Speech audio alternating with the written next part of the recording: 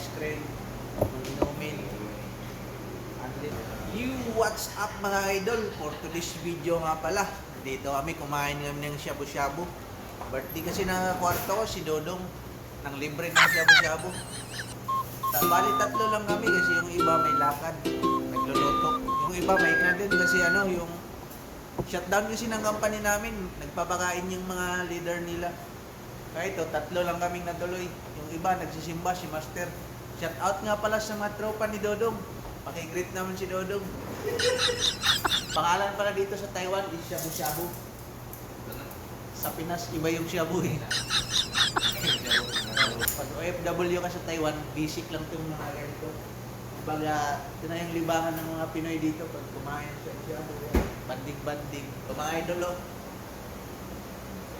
Ito na yung shabu-shabu namin. Umuusok na eh. Wow!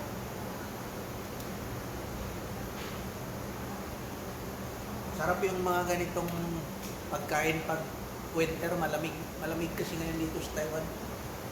Kumuha ng ice cream. May ice cream dyan. Only yung ice cream dyan ha. Only yung ice cream. Yung inumin. Only ito. Ito yung mga nila.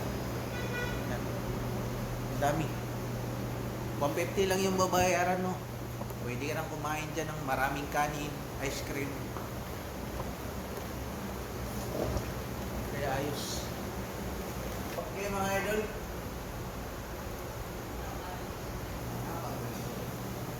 Ay, tayo ba yun?